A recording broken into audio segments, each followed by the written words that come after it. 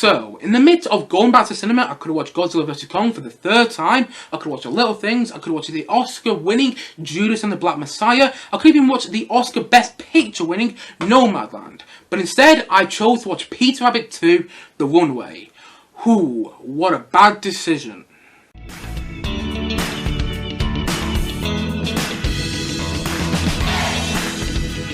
Peter Rabbit 2, The Runaway. Now, Peter Rabbit 2, The Runaway is once again directed by Gluck, and once again stars Domhnall Gleeson, Byrne, with voice acting from James Corden, Ridley, Debicki, and Margot Robbie. Basically, the film is a continuation from the first Peter Rabbit, as in this film we once again follow Byrne's character, who looks after these rabbits, and has written a book about these rabbits. And basically, in the book, Peter Rabbit is portrayed as somewhat of a villain. He doesn't like this, so he runs away from home, and after running away from home, he meets this older, more tough rabbit. It gets him in a lot of trouble. And at the same time, though, we also have this story to do with David Owyello's character. He wants to make the Peter Rabbit book into something it's not, and Domhnall Gleeson's character has something to say about that. And basically, what do you know, these two storylines come together in quite a predictable and honestly really weak way. And that's basically the plot for Peter Rabbit 2, The Runaway. Because honestly, I use the term plot lightly there, because there isn't a plot in this film. It's not even a film. It's just a bunch of random scenes put together and they try and make a plot out of it. It's really just...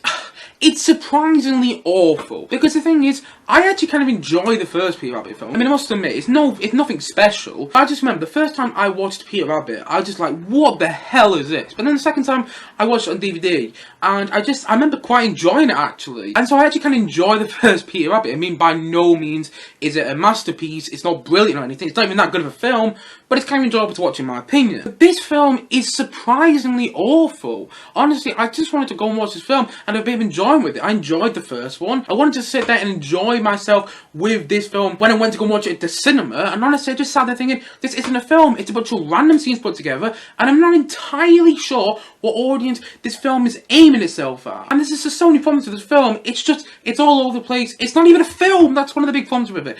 And it's terrible. It's surprisingly awful. But anyway, before I get into why I don't really like this film, and my huge problems to this film, and my many other problems to this film, well, some of my small problems to the film, I will admit, it does have some perks. I always like to focus on the positive side of any film, even if I don't like it, and this film does have a few things going for it. It is enjoyable to watch in some stages. There is actually one sequence in particular where the animals have to rob food from a farmer's market, and it kind of was fun to watch. It has like an Ocean's 11 feel to it, and even Ocean's 12 at one stage, if you don't know what Ocean's 12 is like. Basically, all the people from Ocean's 11 and Ocean's 12 end up getting caught by the police, and basically a similar thing happens in this film, which I kind of liked about it. The whole farmer's market sequence is actually kind of enjoyable to watch, and at the same time though, the film is a bit more self-aware than the first Peter Rabbit film. It makes a bit more self-aware jokes, and it kind of makes fun of itself, which actually kind of works in the film, I must admit. There are a couple of jokes in the film, like about how Peter Rabbit's voice is annoying, and obviously Peter Rabbit's voiced by James Corden, who's quite an annoying person, and so the film does have a few self-aware jokes which work. Other jokes did work for me in the film, I must admit.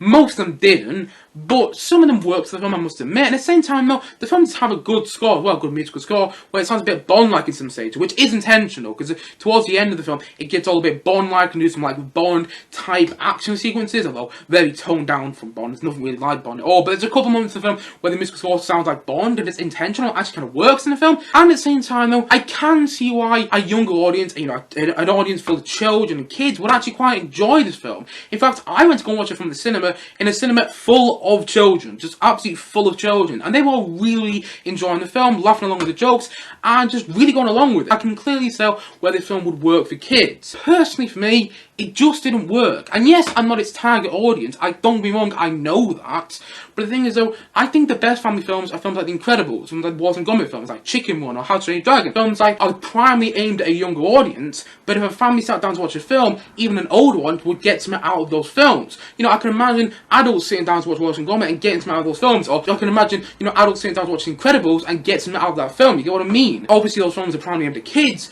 but I would still watch The Incredibles any day, because it's such an enjoyable film, and I still get something out of it. And that's not because I had a personal connection to The Incredibles.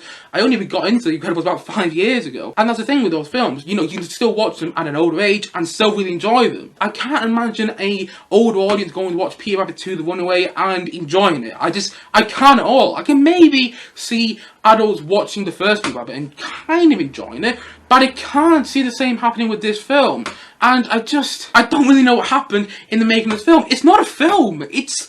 it's not a film, it's not coherent in any way, it's not cohesive in any way, and at the same time though, I'm not entirely sure what audience it's aiming itself at, and there's just so many big problems to the film. So, the film does have a few perks, I will admit that, it's not badly shot, it was kind of enjoyable to watch in some parts, even those parts kind of came out of nowhere, that the whole farmers market sequence, as enjoyable as to watch, it just kind of come out of nowhere, but so, there are some enjoyable moments in the film, but honestly, it's just rubbish. It's a terrible film. There's so many reasons it just doesn't work. First of all, let's talk about my two major problems with this film. Problem number one, it isn't a film. It's a bunch of random scenes put together. Normally, when those scenes are put together, it makes a coherent plot, or there's some sort of plot that goes on in the film.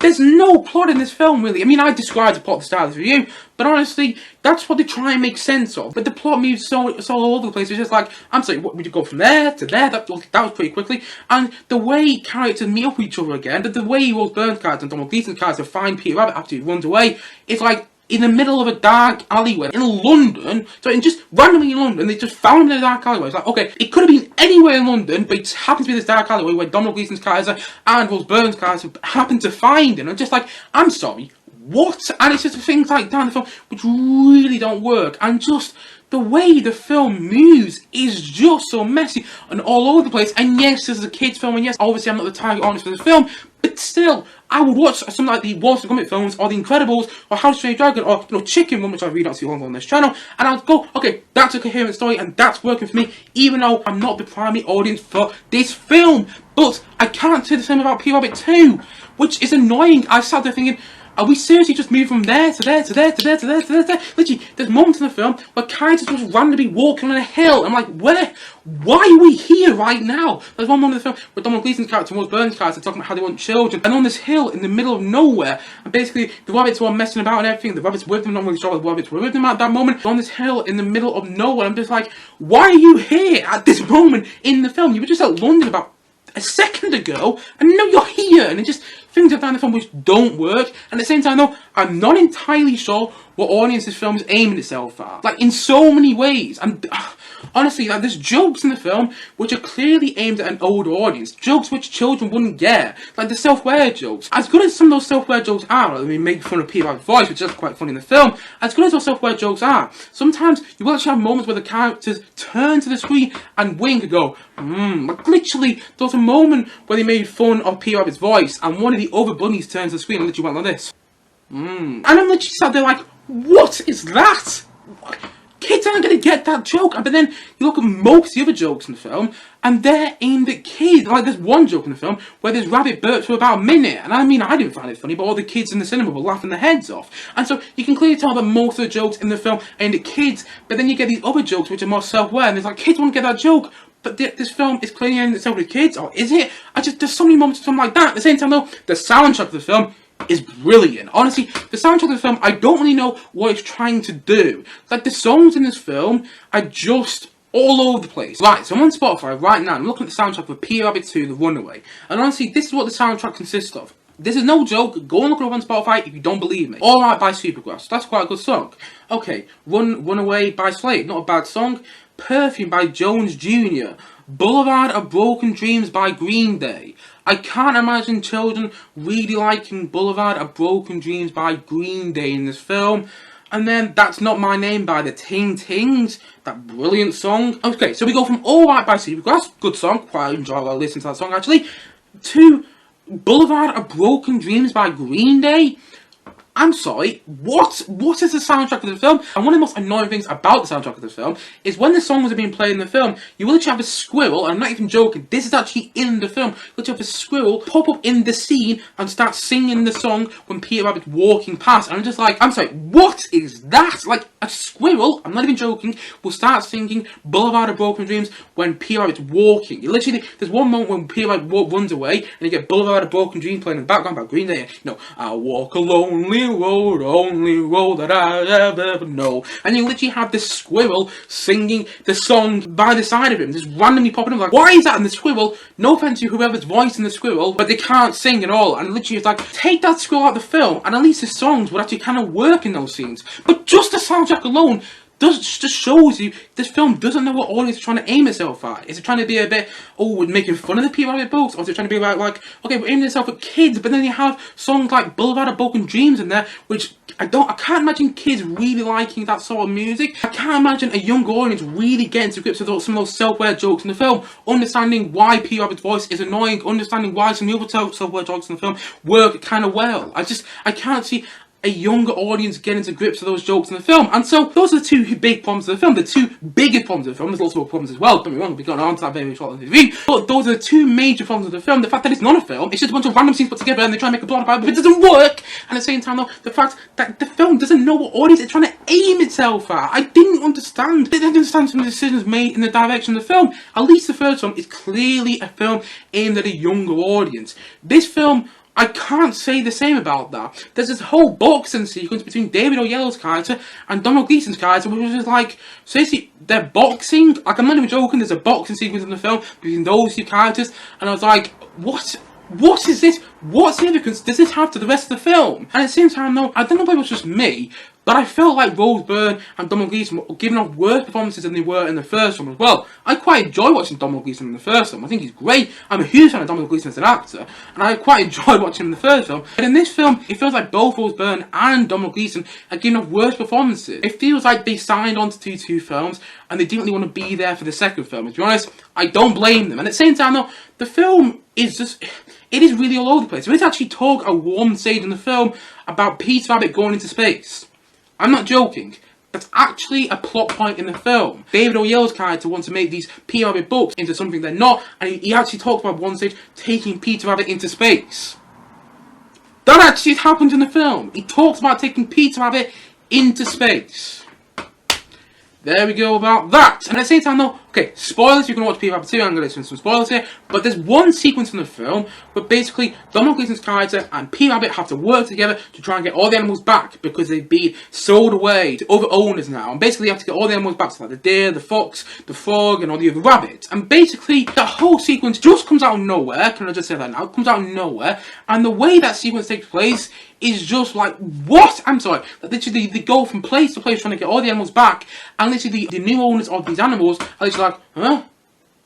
Oh, they're just taking the animal away from it. The way they have to get the other rabbits back is literally by skydiving. They go on a plane and get them back, and they skydive on the plane to make sure all the rabbits survive. I'm literally like, I never thought I'd see skydiving in a Peter Rabbit film. And honestly, some of the dialogue as well. But there's one sequence in particular where Domhnall Gleeson's character realises that Peter Rabbit can speak. Again, spoilers here if you don't know anything about the film. But in the end, it's Peter Rabbit 2. It's not like I'm spoiling the new Marvel or Star Wars movie. It's Peter Rabbit 2 here. But anyway, spoilers if you don't know anything about the film. A bigger spoilers. Basically, there's one sequence in particular where Domhnall Gleeson's character realises that Peter Rabbit can speak. And basically have this heart-to-heart conversation. Yes, a heart-to-heart conversation between a Domhnall Gleeson and a CGI rabbit. Basically, they have this heart-to-heart conversation. Peter Rabbit's like, why are you helping me? Domhnall Gleeson's character's like, it's what a dad does. Oh, God. That beautiful dialogue in this film, which is reminding me of the dialogue they get in some of the Star Wars prequels. Dialogue that probably George Lucas would be proud of. Dialogue that probably the writers of Jurassic Park 3 would praise. Honestly, things like that, which really annoy me in the film. And even some of the self-aware jokes are just played a bit silly. Like, literally, when you have characters turn to the screen, you're like, I'm sorry, is that meant to be funny? The fact that you're turning to the screen and winking at the fact that how bad your film is? The fact that you made this really cheesy and all over the place, corny American version of the Peter Rabbit books, which is not really that funny, to be honest. And it's just, there's so many problems with the film. There's so many big problems that I haven't even got into yet. Like, I know I'm not the target onto the film. I've talked about that a lot in this review. But most of the comedy didn't work for me, personally. And the thing is, though, if I watch something like Wallace and Gromit or something like The Incredibles, most of the comedy will work for me in that film, which is the odd thing. The way these two main plots come together in the film is very weak and very eye-rolling. You know, the way this plot comes together with Peter Rabbit and this old rabbit that's getting into a lot of trouble, and the whole time to do with David Owyello's character and Byrne's character and Domhnall Gleeson's character, the way these two storylines come together is very eye-rolling and very like, I'm sorry, what? Seriously, what? That's the way you're bringing these two storylines together? And it's things like that in the film which don't work at all. It's terrible. It's surprisingly awful. Because I had an enjoyable time watching the first film.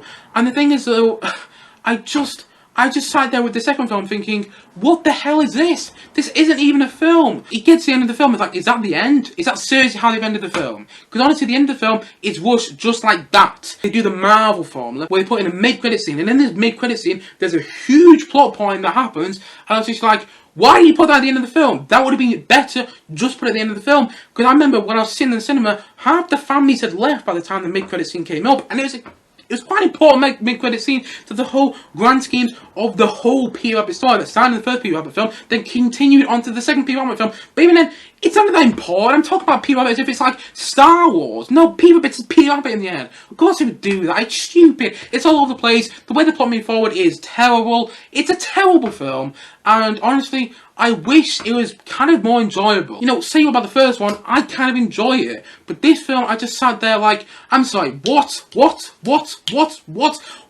So many things like that in the film. And also, by the way, one thing I haven't even mentioned, the CGI on the rabbits and the other animals in this film looks worse than it did in the first one. Don't really know what happened there. At the same time though, it's bland, it's all over the place. I'm not really sure the target audience is for the film. And it's not a film, it's a bunch of random scenes put together. They try and make a plot out of it. And it doesn't really work at all. There's a plot in this film, but it's rubbish, it's all over the place.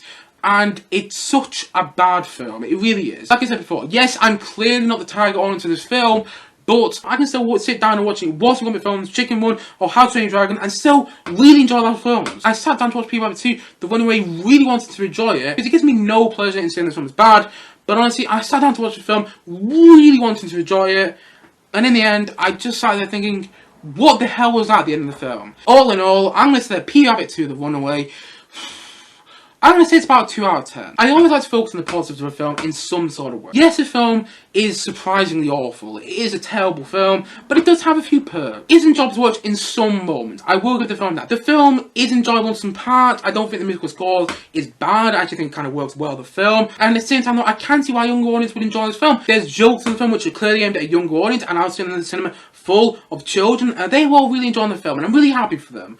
But honestly, it disappointed me, it really did. And I know it's Peter Rabbit 2 in the end, what do you really expect from this film? Yes, but like I said before, I can sit down to watch Wallace & Gromit films and still really enjoy them. Even at the age I'm at now, I can't say the same about Peter Rabbit 2 The Runaway. I'm bored of talking about it because how bad it is. It's awful, but in the end, what did you really expect from Peter Rabbit 2? And so, all in all, I'm going to say that Peter Rabbit 2 The Runaway, I'm going to say that it's a 2 out of 10 for me. Anyway guys, what do you think of Peter Rabbit 2 The Runaway? Please leave a comment down below and let me know your thoughts in the comment section below. Anyway guys, thank you as always for watching, and if you haven't yet, please do click down below and like, subscribe on the video, and look forward to many more both film and TV videos coming very soon on this channel. See you guys again soon, but bye for now, bye!